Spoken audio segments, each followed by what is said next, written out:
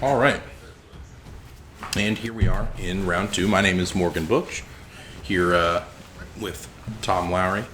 Also known as MTG Tournament Grinder. Absolutely. Back on the couch looking at the semifinal match of the Pats Games Modern 1K PPTQ 96-player tournament.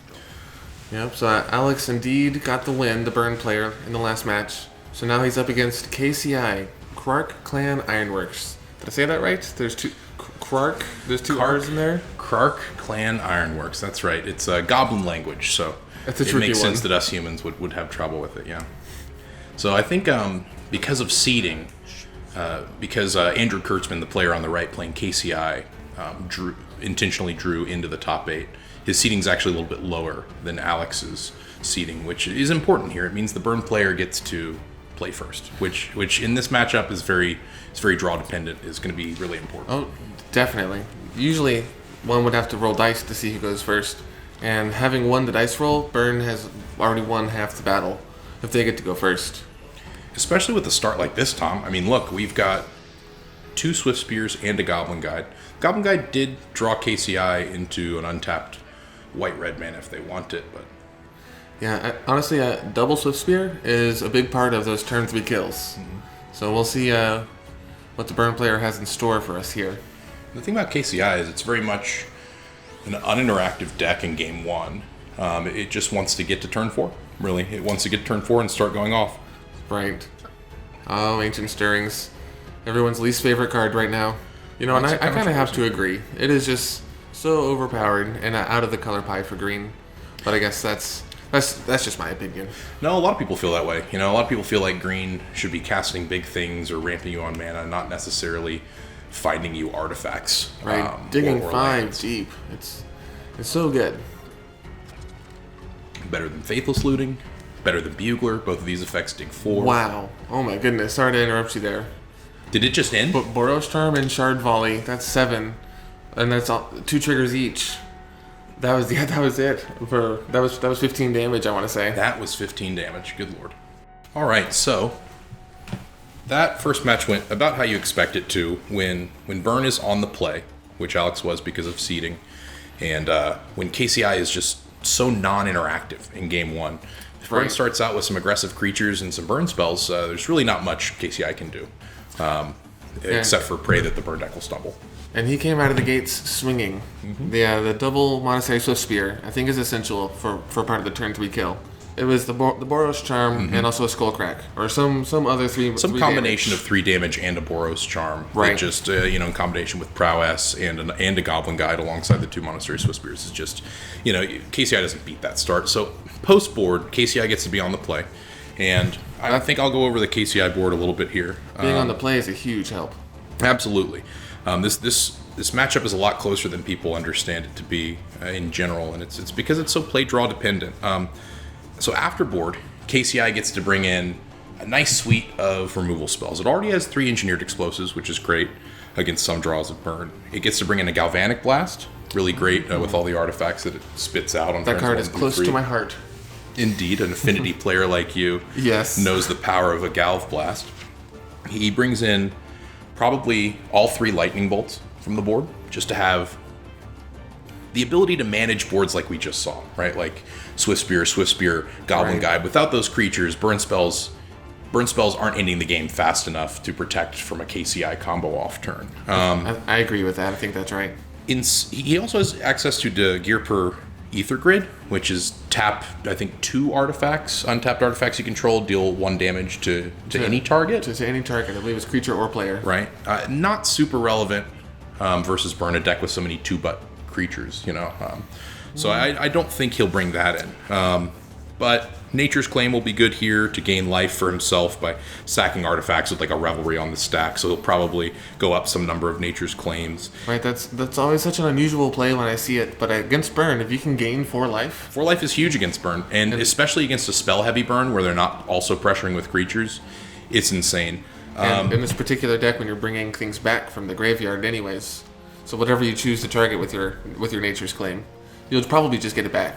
Well, and also, it stands to mention as well that, Eidolon of the Great Rebel is an enchantment. So Nature's Claim can hit Eidolon of the Great Rebel. I did not think about that. Yeah, adding even more cards that can answer an Eidolon, which is a problematic card for KCI. So KCI gets, basically what it gets to do post-board is control the early board from burn, stabilize around 8 to 14 life, and then just buy time to KCI off. Right. Well, burn actually has some pretty cool cards against KCI. I think the most effective, although it's up for debate, is Rest in Peace. Indeed. Anytime a card would go to the graveyard, it's exiled instead. So this whole looping thing of Scrap Trawler dies and brings something back, there is no graveyard to interact with. So that really just shuts off the combo. And the thing too about Rest in Peace is that there is, you can only interact with it as KCI with a Nature's Claim or Engineered Explosives on 2. And you don't usually want to put an Engineered Explosives on 2 against burn, you want to put it on 1. Right. In that same vein, Graveyard Hate, there's Relic of Progenitus. So that could be equally good. Although if I had to choose, I would prefer to draw my Rest in Peace if I brought them both in. But Shattering Spree, as a one-of, would be really spicy here if you draw it. That's 1 red with Replicate for red, and you can replicate it as many times as you have red mana to just blow up as many artifacts. It's an interesting card, right? Because if you do it with the KCI on board, you know, they're just going to be sacking artifacts to the KCI to generate mana. So you really have to find a good spot for it. In some cases, it's going to have redundant effects that draw you cards when the card goes to the graveyard. Chromatic Star, Chromatic Sphere. Right. And so when you have this many options in the sideboard, Destructive Revelry, Rest in Peace, and Shattering Spree, and Relic, you really have to sort of make a decision about which angles you're attacking on, and whether you're going after graveyard or after artifacts. In some cases, it might be right just to board big and go for both. You sort of have to sideboard big with burn. This is why a lot of people will play like 4 Revelries, because they know that like as a 2-of in the deck, if you just don't draw it, it just does stone cold nothing. And so like I think I can see an argument for sideboarding big as burn here, especially when you're on the draw. Try to stick one of your graveyard spells early, and then control the relevant artifacts so that they don't go to the graveyard, would be my game plan. Right. No, I totally agree. All right. Well, let's see how he boarded. Let's see if he agrees. He's a much better burn player than either of us are. So we'll see what happens. We'll see what makes into play, and we'll see who ends up taking this one down. Yeah, whoever draws their sideboard cards first, probably. That is the modern way. Play this guy after that. Hold on, Joe. Start us off. He's like, I didn't know anything. All right, so now KCI gets to be on the play, and you might think, well, that doesn't matter too much. Burn's just going to be really fast. Matters a whole lot. If KCI can get to turn 4, there's really not a way for the burn player to interact with the combo. Not even targeted removal like Destructive Revelry out of the sideboard would even really help, because KCI works by bringing artifacts back from graveyards. Right. I have tried to use Ancient Grudge while playing Affinity to kill what I consider to be like a prime piece of their combo, and it doesn't get me anywhere. They just sack it to Clan Ironworks in response, and then just keep going. Exactly. The only time where it really works is on turn 4 if they cast a Clan Ironworks and tap out, and they don't have any interaction. If you can get it there, then it will slow them down for a couple turns. Yeah, my timing was less than perfect, I think, when I attempted it. And it makes you wonder, like, if my timing has to be that perfect, do I even bring in my 2-of that card from the board? Like, I mean, honestly, it's going to be really good in those spots, but in every other spot, it's just going to be nothing. So again, with the double Swift Spear, but no dice. They didn't get to hang around. And KCI usually does board in some number of bolts, galvanic blasts, to be able to deal, have a little bit of spot removal in the early game. Right. Game 1, they just want to win. They just want to do the combo and they want to win. But depending on what they're up against, I'm sure it would be useful to have targeted removal in the sideboard. Absolutely. Because if they can get to turn 4, get KCI online, that's really when they can turn the corner. So a creature-heavy draw like this is not going to be the best look for the burn deck. He's gaining him life with the Grove of the Burn Willows. Or is life gain for the burn player not that important against KCI. He's really just trying to dig to his pyrite pieces and go off. What's important here is that KCI's life total stays as high as possible. Right. And I have to say, about Grove of the Burn Willows, I love the art for that card. It's just so nice. Yeah, it's like a big weeping willow with almost like fiery flowers, like, It looks so like hanging cool. down. I think that's the idea. That's totally what it looks like. Yeah. Anyways, I grew up in Louisiana. I was born in New Orleans, and so like when we go to the zoo and stuff, or lots of the out to willow the park, trees. yeah, lots of the swampy sort of. you don't see those here in Texas so much. No. The only place I see them now is on the full art unstable swamp Yes. lands that I play in my standard deck. So it looks like 4 mana is being tapped here. What could that be? Cart Clan Ironworks. Dark Clan Ironworks, KCI. The namesake of the deck. So this is where it gets real. And Alex is going to have to make some tough decisions. And this is where that like Destructive Revelry would be quite useful here. But he doesn't have it. He does have the mana for it. Yeah. I think his first fetch for that Stomping Ground, or did he just play it naturally? Whatever the case is, having access to green early, post board when you want Destructive Revelry, I think that's pretty important. So you hear that. This is something I like from a KCI player. Anyone out here who plays KCI can probably relate to this. You know, the deck going off and the deck dirtling and not going off look pretty much identical until you Right. see that Pyrite Spellbomb. So As far as the opponent's concerned. So when he just laid out his mana symbols there to keep track of floating mana, we heard Alex say in response, well, this doesn't look good to me. So No. what the KCI player is doing, right, is he's representing the ability to go off. Oh, And- he did have the Destructive Revelry. He was just waiting to use it. But I don't mean to interrupt. I think you're exactly right. It's the psychological effect of laying out those cards. It just deflates your opponent entirely. Exactly. Now, see, I'm not sure I like Destructive Revelry after KCI gets to untap. I think I would have liked to play that when all they had access to was 1 green mana. At this Right. point, he can sack and perhaps find a Mirror Retriever and a way to kill it to get back KCI. Yeah, KCI is full of so many tricks. It's like when it's happening, I feel like I can understand it trigger by trigger, but trying to think about what his outs could be, I don't think I have a firm enough grasp on the deck. Well, and even if he doesn't get the Ironworks back in his hand this turn, which would require a Mirror Retriever. Because that's when it enters the Die. graveyard, return target artifact from the graveyard. to Exactly. He doesn't care about CMC. The other engine, Scrap Trawler. Scrap Trawler, can do that. Now, what he's doing here is he's activating Inventor's Fair. He's going to go look for an artifact, put it into his hand. He grabs a Scrap Trawler. So there it is.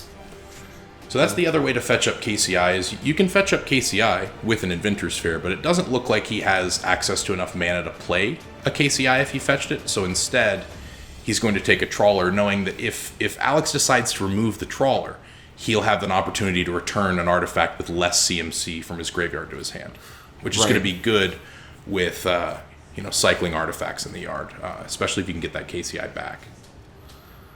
Yeah, it's a really hard deck to play against. It's also a hard deck to pilot. It's my favorite kind of broken deck in that, like, it's not a broken deck like Splinter Twin that anyone can just pick up and jam and learn really well and then just win with. It's a deck that requires a lot of testing and a lot of practice to understand the relevant stack interactions. I imagine you have to do your homework before you just take this deck out to F&M. Absolutely. If I were to try to pick it up and play it right now, I think I've seen it played just enough to limp by, but I don't think I'd be very proficient. And look at all of these pieces of resilience that KCI has. So along with Inventor's Fair being able to pay 4, tap, sack, search for an artifact, you also gain 1 life every upkeep if you control 3 or more artifacts, which, again, relevant against burn. Right. And he's got a few pieces of the puzzle here. I see the Pyretic Spellbomb and the Scrap Trawler. So what is he missing? Just a Mirror Retriever, essentially? And then... He doesn't even need the Retriever anymore, although Retriever would be good here, because at this point, he can sacrifice the Inventor's Fair, like on the beginning of Alex's next instep, not this one, but the one after, to go get a KCI, worst case scenario. Right. And put it in his hand. And he has enough on board to deal with any 1 or 2 threats that Burn might deploy. Right. That at this point, it's just a matter of keeping that life total high until you can go fetch KCI. A Retriever would make that easy with a Spellbomb, because then Spellbomb could actually kill your own Retriever. Interesting. There's so many different lines with KCI that you could choose to pursue. And that's what makes it tough, because Ancient Stirrings is really great at digging 5, but you need to know what you're digging for and when to dig for it and how to use it and how to manage your mana really efficiently. So as far as the burn player is looking, I see 3 cards in hand and 2 lands. Looks like a Shard Volley, another Destructive Revelry, and Unknown. I couldn't quite tell. See, that's the problem. With KCI sitting at 13, there really aren't any 3 cards that can combine with two mana to get him ahead at all. And KCI doesn't care about the burn player's life total. KCI is just trying to buy turns so that he can get a setup with KCI on board. Now, you say he does have a Destructive Revelry in hand? I believe so. I think I saw his second Destructive Revelry. All that does, though, is buy him another couple turns and deal 2 damage to KCI. So, like, how much is that really going to do, you know? Honestly, it's true. That's one of the more discouraging things about going up against KCI, at least for me personally. I do what I can, I draw my sideboard card, and I hit a combo piece, and it ends up being completely ineffectual. Exactly. I'm interested if the burn player here, Alex, has access to Rest in Peace in his sideboard. I know a lot of burn sideboards opt not to play such a heavily devoted to white card. Boy, well, that would be quite good at this point. It would at least set him up. It would set him up probably to win. Can KCI combo with the Rest in Peace? No, they can't. They just have to like swing for beats with their scrap trawlers. Exactly. Oh no. Now, on this board, swinging for beats with scrap trawlers can work, but obviously, given enough time and enough cards drawn, Burn's going to be able to overcome that. Right.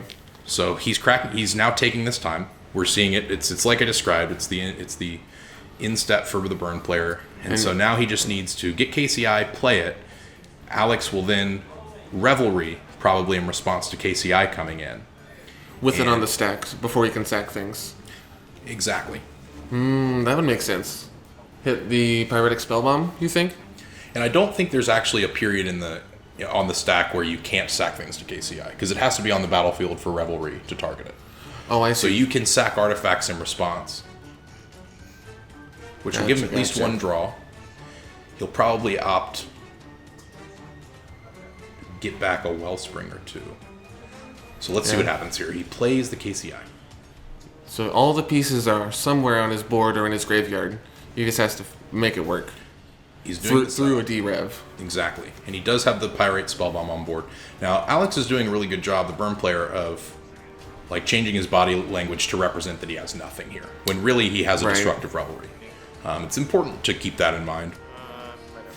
Yeah, this small changes in body language can have a big psychological effect between the two players. So that's like a whole nother game that's going on. Exactly. You bring up a great point. A lot of Magic players are also poker players. Like Ben Stark plays a lot of poker. Josh Utter-Layton plays a lot of poker. These are people that, won the Pro Tour, Magic 25 Pro Tour. And when I was new to the game, someone described Magic as it's like poker and chess combined. It sounds kind of cheesy when you hear it at first, but the more you play the game, the more you understand how apt of an analogy it really is. Right. So many options. Like chess is very much a game of exploiting your opponent's mistakes. Poker very much a game of luck. That's where it combines here. Scrap Trawler is going to... So Shard Volley on the Scrap Trawler. Yep. Okay. The Scrap Trawler brings back the Mirror Retriever. So the idea here is to not let the Mirror Retriever die while KCI is in the graveyard. Right, okay. So you need to take, since he played out the Mirror Retriever as well. I think for now the Mirror Retriever has been returned to hand from the Scrap Trawler, but it's not on the battlefield. But the problem is KCI is on the battlefield. Yeah. So that's the trade-off here. Yikes. Really, what Alex needed to have there was a Shard Volley and a Destructive Revelry, and sequence the Revelry first. Right. He did have both. Now D-Rev is on the stack, targeting KCI. So you're saying if he had done D-Rev on KCI first? That would be the idea, because you can't play Mirror Retriever as an instant. And you have to have a way of killing it. So the way that you would kill it would be to use your red mana for Pyrite Spellbomb to kill it, and then bring back KCI. But then you don't have enough mana to replay KCI. My goodness, this is a complicated combo. It is, and you really have to keep track of the floating mana and all the mana available. At the point that he was able to sack a Mirror Retriever to KCI, it gets very different.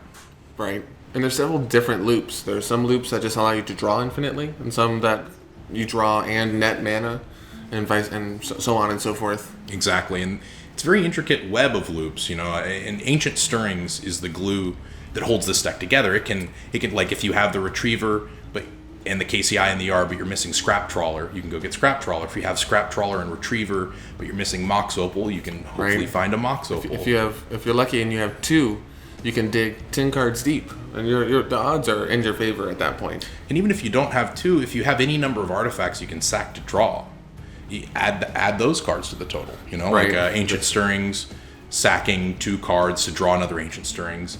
If both of those cards are like Acre Wellspring, they're just drawing.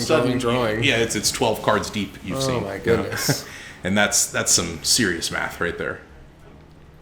Well, I got hats off to KCI players around the world. It does not look easy.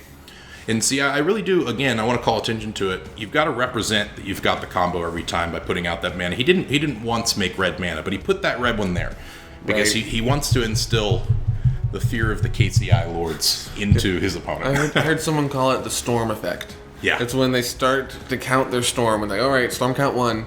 It's like, oh no, it just makes your stomach drop. You're convinced you're going to lose at that point, even if it's not entirely true. Exactly, and if you can get your opponent into a losing mindset, they're more likely to make losing plays. Oh, that's very true. And that's the chess part of Magic, right? Right. Or is it the poker part? Well, the poker part is where you sacrifice a bunch of artifacts that draw cards and hope that you get something that's right. But Ancient Stirrings helps the math a lot, so that it's a little bit more favorable math than seeing a flop or a turn or a river. When you got a stone cold look on your face the whole time, like you know it's going to happen. Buried Ruin. That's one I'm not super familiar with either. I think it's their 1 to give colorless mana. And it does have a sacrifice ability as well. Right. Oh yeah, here comes the Mirror Retriever. And now we're in business, boys. So Buried Ruin will actually pay 2, tap, sacrifice it to return target artifact from your graveyard to your hand. Oh my goodness. So it could help you get back any one of the pieces that you're missing. It's like a one-time use Academy Ruins that you don't have to wait a turn for. That is pretty neat. You just get to put it in your hand. And with KCI's ability to generate an enormous amount of mana, chances are you're playing that artifact immediately. Wow. What a great land for that deck. Indeed. So here we have all the pieces, except for Scrap Trawler. And he can get a Scrap Trawler back with the Ruins if he chooses to. Sure. Interesting. This is in response to the Skullcrack.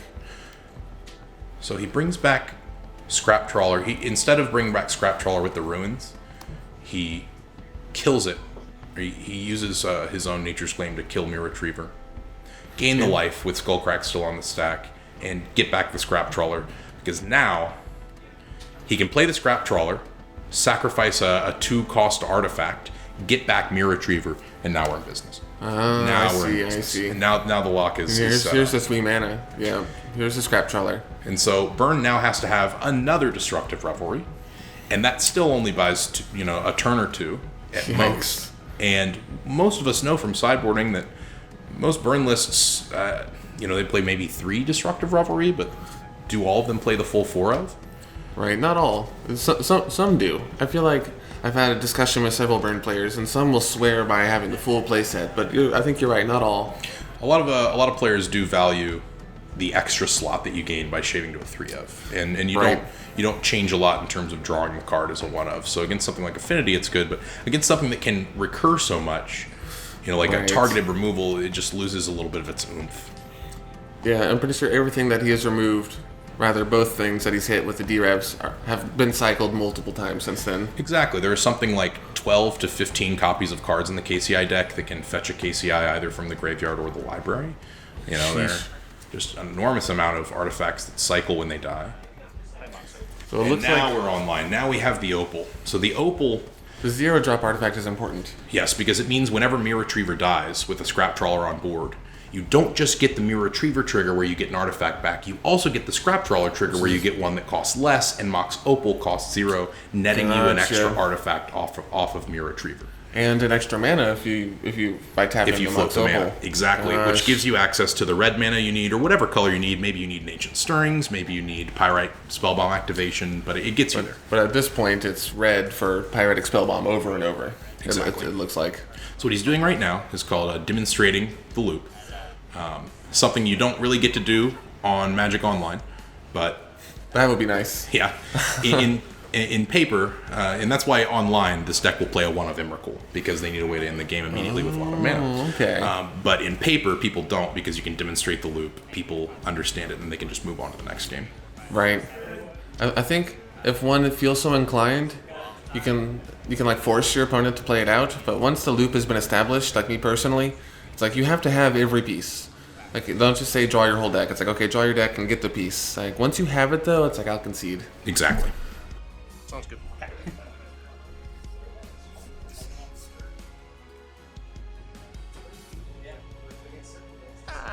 And notice that every single time he started churning with Clan Ironworks, he laid out his mana cards.